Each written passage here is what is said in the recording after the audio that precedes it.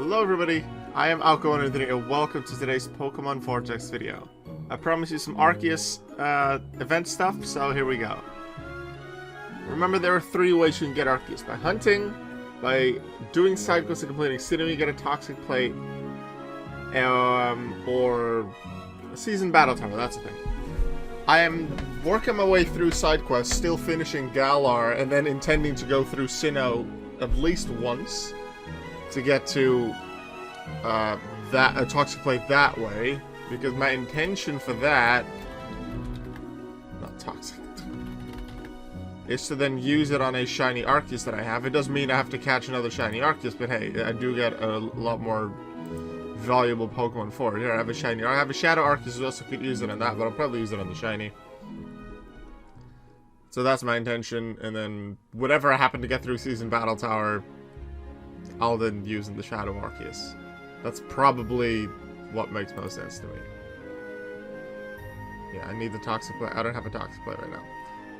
What I'm gonna do for this video is doing the standard hunt. It appears in, was it 9 different areas, I remember?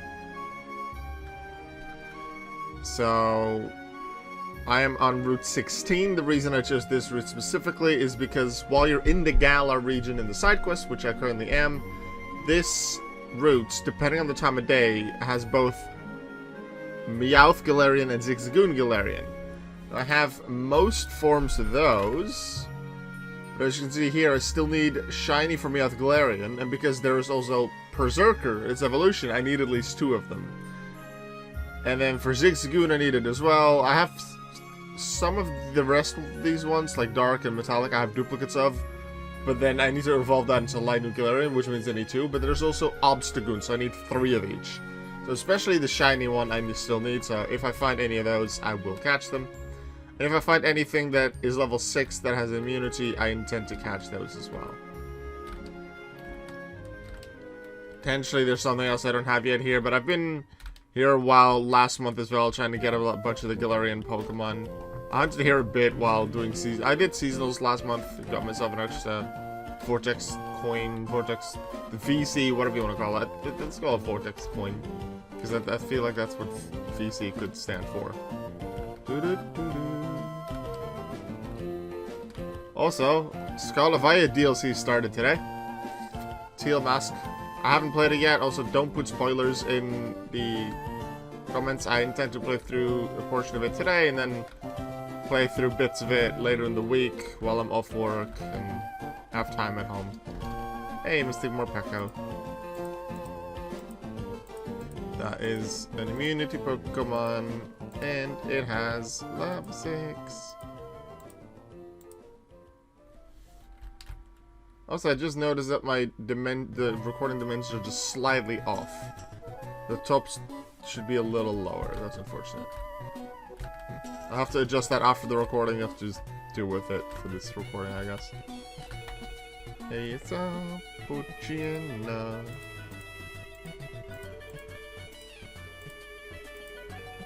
The nice thing about Dark-type Pokemon is that with this specific shiny Pansear, I can hit them to 1 HP with Bite and Scratch. The only ones I can't weaken very well with Pansear are Ghost types, because they're weak to Bite, which means they would be taken out. I can't hit them with Scratch, because they're immune to it. I can hit them with Lick, but Lick being super effective is basically the same strength as Scratch. And then I do 13 damage. Level 6 Ghost types, as with other level 6s that aren't just Metallic or Shiny, they're 24 HP. 13 damage puts them at 11. Another attack like that would KO them. And at 11 HP, they're not necessarily easy to catch. So what I then generally do is use the Burmy that I have as a second slot of the team. It has Hidden Power Ground and Hidden Power Electric, which deals 11 damage. So if, let's say it's a Ghost Flying type like Drifloon, I'd use Hidden Power Electric, hit it to 2 HP, and I can easily catch it. Or I just use one of the Hidden Powers twice. 11 damage twice.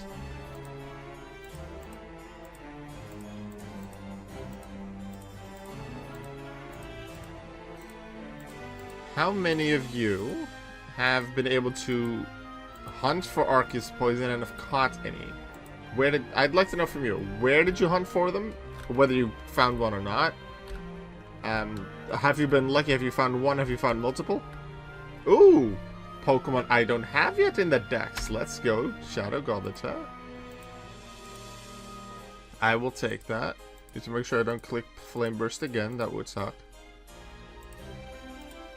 Pokeball. Let's go. Added Pokemon in the dex. Good. So that just means I'm missing a metallic Godita. So perhaps we could fill that one as well today. So it's daytime Zigzagoon Galarian, because I didn't remember which one was Meowth, which one was Zigzagoon. But Zigzagoon is daytime because it's daytime in the game currently. Have Meowth, and then no, Zigzagoon, and then Meowth Galarian would be the nighttime encounter here. If you're in Galar. If you're not in Galar, you just skip those encounters. You have a slightly higher chance for everything else that is in the same rarity. Watch me find a legendary eventually, and then the legendary is the other legendary of this area. I don't remember what the legendary of this area even is. If I'm specifically hunting for Arceus Poison and not choosing this area for, let's say, a common encounter like the Zigzagoon and Meowth Galarian, I would probably look at what the rare and legendary encounters are in the area, the standard ones, and say, oh, I don't have all variants of Tapu Koko yet. I don't know if Arceus Poison appears in an area with Tapu Koko, but let's just use it as an example. Let's say it does. And I still need the shiny, the metallic, and dark Tapu Koko. Then I might hunt in that specific area, so that in case I get a Tapu Koko encounter, there's a chance I find something I don't have yet.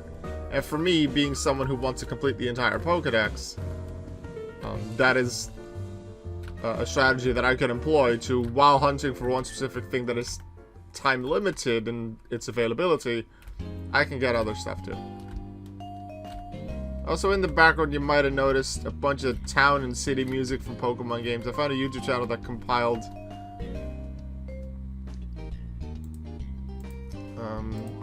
like their top 50 town and city music, top 50 battle music, I think, top 50 route and area music. So I decided let's go with the town and city music for this one. I listened to it a couple of days ago as well, at least the first portion of it. It's like a 1.5 hour long video. I enjoy it. That was a question. Have any of you ever heard of the Forever Lock? Quite a lot of people who play Vortex have played or do play the standard Pokemon games. And quite a few of those players will know of certain challenge runs that you can do. And a very common type of challenge run is a Nuzlocke, where you can only catch the first Pokemon in each route.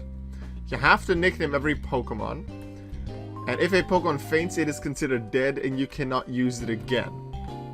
And then you have to try and beat the champion like that. The Forever Lock is a much larger, longer version of that. The standard Nuzlocke rules mostly apply, but there's so many other rules that I'm going to be unable to go through all of them. If I remember, like, if I don't put it in the description, let me know. But there's a full video made by the creator of it called, it was Lids. Lids made a full video explaining every detail. It's really good. The base of it is, you have to get every single Pokemon in the Hall of Fame. That includes Caterpie, that includes Metapod, that includes Butterfree. But let's say you put Butterfree in the Hall of Fame, you can never use Butterfree again. At least as a Butterfree slot. What a slot means, I'll leave it up to Lids in that video to explain. Also, you can't be like, oh, I have a... Let's say you're playing Pokemon Black and White and you have a Watchog and a Tranquil, and then your starter, let's say, have Samurott, and then you have a Purloin. Like, oh, there's such a weak early game Pokemon, I want something else. And then, let's say in the desert, you catch a Darumaka on Route 4, and then you really want to use Darumaka. You can't add it to the team yet. It has to stay in reserve. Once something is on your team, it has to stay on your team. Unless it dies. And having a Pokemon die is a lot more of a punishment. Because then, to be able to get into the Hall of Fame, you have to catch it again. In a Forever Lock, in your team of 6, 3 must be capable of evolving. So you cannot say, oh, Samurott, Simisear, Watchog, Scrafty, Unpheasant, Crocodile. That's 6 Pokemon that cannot evolve. Or in the Forever Lock, as it's called, an unrestricted Pokemon. That's not how it works. So I'm currently playing through Pokemon White for my Forever Lock challenge. I have a Watchog, I have a Simisear, and a Scrafty. That's okay, but the other 3 need to be able to evolve. I have a Boldore, a Tranquil, and a Pidove. All 3 can evolve. But that's not all. One of those 3 that can evolve must be able to evolve twice, which is how Pidove is on the team. If Pidove were to die, I must replace it with something else that can evolve twice, because there needs to be one Pokemon on the team, if possible at all times, that can evolve twice. If I don't have any of such Pokemon, I just have 5 Pokemon on the team. So that adds an extra layer of challenge. Now the thing is with the Forever Lock, normally when you do a Nuzlocke and you start, let's say you finish Pokemon White and then you just decide, oh, I want to do a Nuzlocke of Pokemon Black 2. You basically start from scratch again. Forever Lock, not quite. You can transfer stuff. Anything that survives, whether it is you make it to the Hall of Fame, then anything in your box transfers to the next game. If you die, then that run is over, but everything that you caught in your box still transfers to the next game. So the moment you get access to a PC in Black 2, in that case, you can add stuff to your team. So let's say at that point you have 3 Pokemon in your team. Let's say you choose to have an Emboar and a Liepard and a Lillipup. So Liepard and Emboar will be your fully evolved ones, and then Lillipup would be the one that can evolve twice. That means you can take 2 Pokemon that evolve once, and 1 Pokemon that just fully evolves, from your box, and add them to your team. You could have, in the previous game, so Pokemon White they're referred to, have taught them TMs. So you could have a Pokemon with Surf and Ice Beam and Fly, for let's say you take a Swanna. You could have had a Swanna, taught it Surf, Ice Beam, and Fly back in White, and then start your game with such a Pokemon. However, level caps do apply, so you can't be like, oh, I got this Cobalion at level 40 something in Pokemon White, so I'm going to immediately add it to my game. Not quite how that one works. In terms of what you can add from your box to the game, like to your current playthrough, does use level caps from the gym leader. So let's say the next gym leader is level 17 as their highest level Pokemon. You can only add up to that level. Once you're past that gym, the cap increases. You can't then swap out to Pokemon again, because once Pokemon's on your team, it's on your team. It's complicated the way I explain it. It's a lot more visually appealing and better explained in that video by Lid, so I'll link that one in the description. It is a super fun challenge and requires an incredible amount of playthroughs to ever finish. No one's ever finished it. Lids herself is definitely the farthest in it. Lids has regular streams with it, although currently on a bit of a break because they're just not feeling too well, which is fine.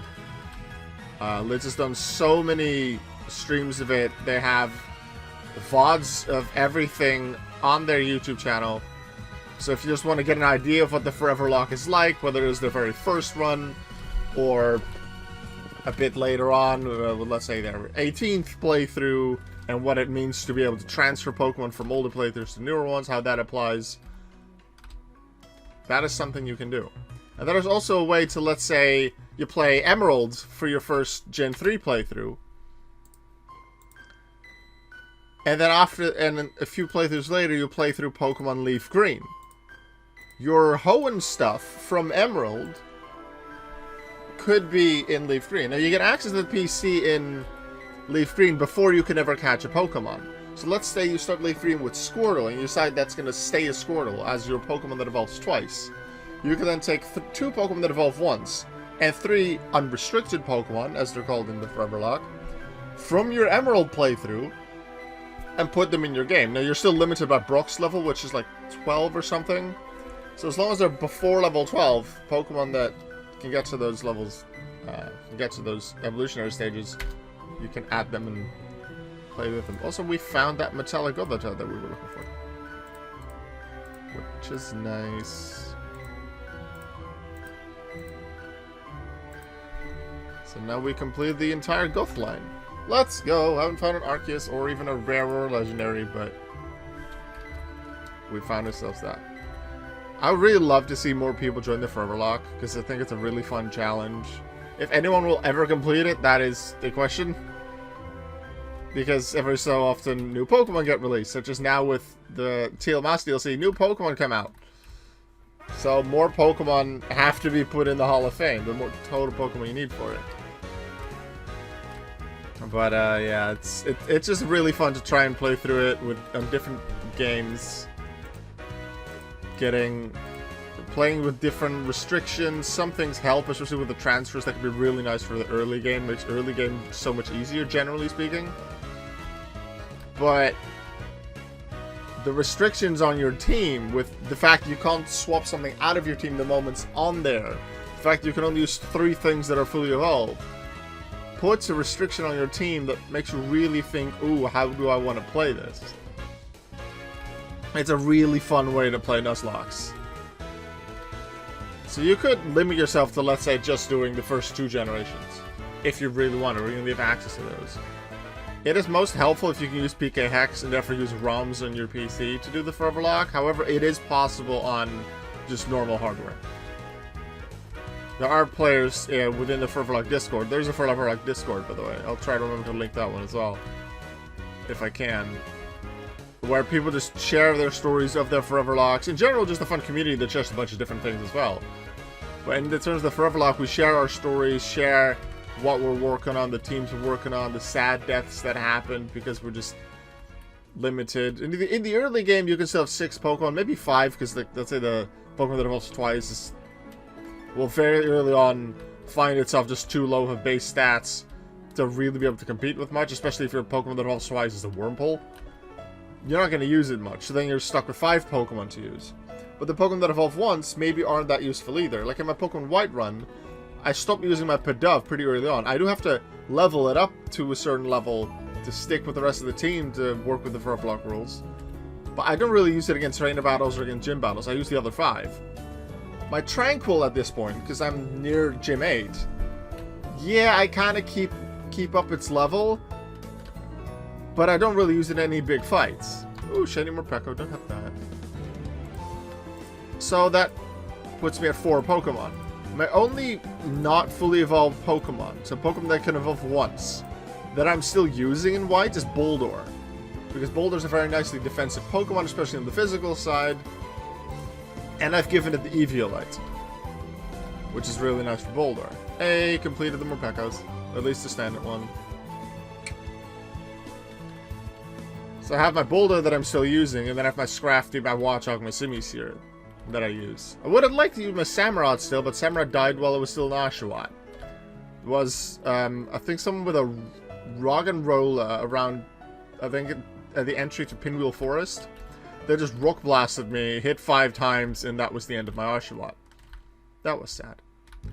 If you want to get an idea of how I've done my Forever Locks, my entire first Forever Lock, which I did for Forever Lock Run, which is in Pokemon Silver, I have all the VODs of that on my YouTube channel.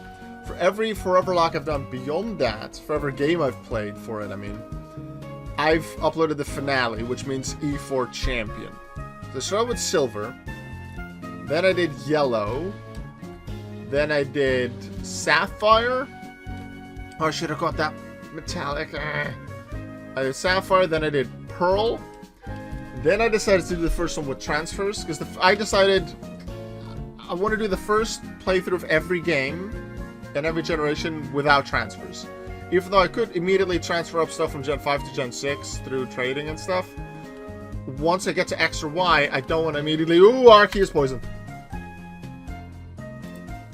Master Ball. Master Ball. Master Ball. Got one. Let's go. We found one in the video. Let's go. Alright, so as I was saying... yeah. Don't want to start playing X and Y. I don't immediately want to start using Pokemon that I caught in, let's say, Gen 5. After Silver, I could have transferred some Pokemon back to Yellow, to use in Yellow. I decided not to. The first time, I want to do it without transfers. For playthrough 5, I played Pokemon Red. I'd already played a Gen 1 game, which was Yellow. And I could use a lot of Pokemon that I trained or set up in Yellow in that game. I had a relatively low-level Goldeen that I caught in Yellow. Probably via fishing, I think. That Goldeen was under the level limit, I believe, of Brock. So I could add the Goldeen to my game from the start. And that Goldeen was slotted to be a Seeking later. So that was one of my unrestricted Pokemon. Also, something I didn't mention yet. Mythical Pokemon. You cannot normally catch mythical Pokemon. However, the rule is, for the Forever Lock, for every 10 Pokemon you get into the Hall of Fame, you unlock one mythical Pokemon. You can choose one mythic event that held a mythical Pokemon, and then effectively use PK Hex to add it to the game. I chose a Gen 1, a Japanese Gen 1 event for Mew, because Mew is a mythical, and I added that to my game. So I started my game with a level 5 Mew. I added that low-level Goldeen, which became the Seeking eventually. I started with Squirtle, with the intention of keeping that my Squirtle for my Pokemon that can evolve twice. And I thought, you know, Gen 1, especially Red and Blue, aren't that difficult if you get the right movesets, especially with Psychic types being good, and I had a Mew. Hello, a Mew had great coverage as well, due to just being able to learn all the HMs and TMs. So I had Mew and Seeking, and the intention was I just sweep the game with that. And I did. So my other slots I filled with Pokemon that were relatively difficult to put in there, especially my final unrestricted slot, Ditto. A lot of fully evolved Pokemon, or Pokemon that cannot evolve, are good or relatively good in battle. Like I now have my Watchog in Pokemon White that isn't great, but it can do big damage with, let's say, Return. And has a bit of coverage and Crunch and Dig, or something like that. Ditto is really hard to get into the Hall of Fame, so I thought, you know what, I can just get beat the game with Seeking and Mew, and then that way get Ditto in the Hall of Fame easily. And then I think I added a Gloom, which did a bit of fighting early on with its grass typing. And I don't remember what the other Pokemon is, but I got those Pokemon all in the Hall of Fame, which is really nice. And that you can also see the finale of Pokemon Red on my channel. I have the VODs up for it. I'm currently playing through Pokemon White, which is my 6th playthrough. After this, I'm either going to do Gold, probably, for Gen 2, because I kind of want to do something with transfers again, or I'm just going to move on to Pokemon X and Y. But I'll see. I update my playthrough regularly in terms of if I tell people and what my team is like, difficulties I've gone through. And like we have a lot of tools you can share, like to keep easy track of what your Pokemon team is like and what your reserves are. A bunch of cool tools online for that would make it really visually appealing to see what your team is. You have to say, oh, my team is Scrafty, and it is Watchog, and it is this, and these are their moves. You can just see it, and what badges they have, like, if they were in your team when you won certain badges, that's just available in some of those tools. We share that, we share our stories in the Forever Lock Discord, which is really cool. I do that there, so if you're interested in more regular updates about that, join the Forever Lock Discord. I have no idea how long I've been recording. I've just been talking a bunch about the Forever Lock. I love the Forever Lock. So it's going to be a bit of Forever Lock today, and then a bit of... Oops. No, I could probably still catch that 4 HP. Yay. Gonna be a bit of Teal Mask on Scarlet Violet, and then... play more of the Forever Lock, probably. And I intended to record and upload this, so I thought I'll just do this at the start of the day, because otherwise I'll probably forget it, because I'm playing the Teal Mask a bunch. And that way it can premiere at the normal time at 6 PM Central European time as well, which is the time normally my videos premiere. Occasionally it's different, but usually I have one up in those days. My idea is that in 2 days I'll have a video where I do the hunting for Arceus in the Season Battle Tower, Whether I find one there or not, the toxic plate, I don't know. We'll have to find out. It took a while to find the Arceus poison here too. I'm happy I found one. No variants, but the fact that I even found one is really cool. And then, so now it's the 13th, then the 15th would be the Season Battle Tower one, and then on the 17th, I'm thinking I'll do the side quest one, just doing the final bit of the side quest and getting the toxic plate that way, because that way I have the time in between videos, in between work, whatever, stuff like that. I can get to that point in the side quest. I'm still in Galar at this point in the side quest. I can show you where. I think I'm in Battle on Leia or something. Or just exited it. Route 7 at this point. I just completed Battle on Leia. We'll still have a decent bit of Galar to go. And then there's Kanto, there's Johto, there's Hoenn, there's Ore, there's Almia, there's the TCG Islands. There's a bunch of regions still to go through to even get to Sinnoh again. But it is my intention to get there before the end of the event. I think it ends on the 18th? Right? Vortex forums, give me the answer. I think it was 18th. Yeah, the end of the 18th. Ah, good old Gen 3 music. Okay, I'll do like 2-3 more minutes of this. I have no idea how... my intention was to go for about 30 minutes. I have no idea if I'm well under 30 minutes or well over. I know that if I talk, I can talk a lot if I'm excited about something, and I feel like I definitely talked a lot about things other than the Forever Lock at first, but then a bunch of other Forever Locks. I've probably been going for quite a while. We found an Arceus Poison, which is really cool. That was my intention to like find at least one of them, but in the end it was up to luck. We could have found the other legendary from this region as well, or from this area. I'm happy we found one. So please let me know in the chat, in the comments, where have you been hunting, or if you've been hunting at all. Have you spent a bunch of time hunting? I personally have not. I've been focusing more on the side quest portion, the other things, but I have hunted a bit. I haven't found an Arceus Poison until earlier today in this video, which is really nice. Have you been lucky? Have you caught one or multiple? What are the variants that you found?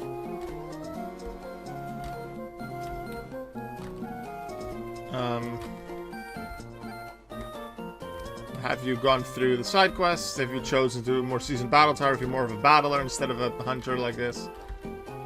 I'm interested to learn.